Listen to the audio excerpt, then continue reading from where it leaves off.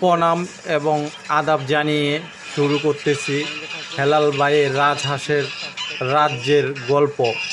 বন্ধুরা, আজ আমাদের এলাকার হেলাল ভাইকে সবাই চিনেন,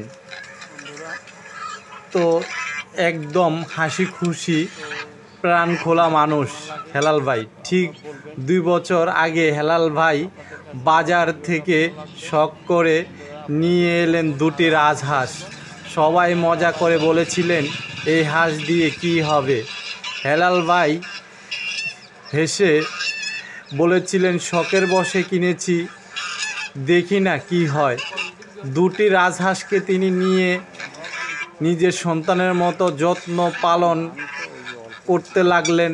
সকাল বিকাল খাওয়ানো, পুকুরে ছেড়ে দেওয়া, সময় মতো ওষুধ, কোনো কিছুতে কমতি রাখলেন না হেলাল ভাই। এক সময় দেখা গেল হাঁস 2টি ডিম দিচ্ছে, আর সেখান থেকে ফুটফুটে নতুন বাচ্চা সময় গড়াতে লাগলো।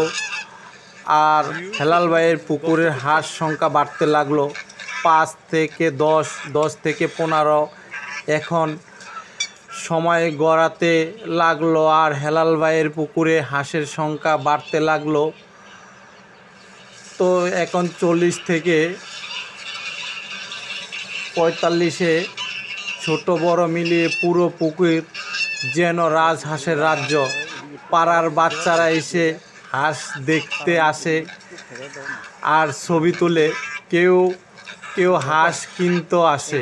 এখন শোনা যায় পাশের এলাকার লোকজন হেলাল ভাইয়ের মতো হাঁস পালনের কথা ভাবছে।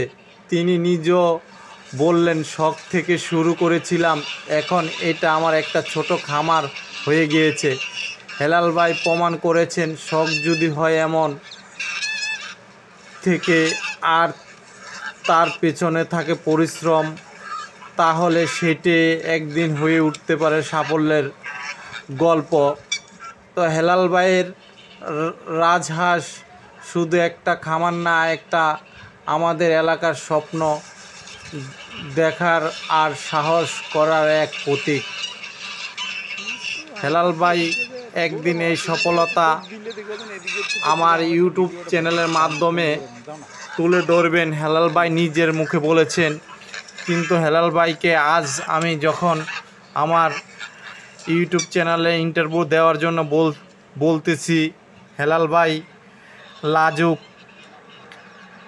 লজ্জাপতির মতো তিনি সরে যেয়ে বললেন, ভাই আজকে না, আমার খামারটা আমি যখন সফলতার মাঝে বড় পরিসরে করে দেখাতে পারবো, সেই দিন আপনাকে আমি খবর দিয়ে এনে আমার পুরো গল্পটা আপনাদের মাঝে তুলে ধরব, এবং আমার যেই স্বপ্ন তা আপনাদের মাঝে আমার পূরণ হবে।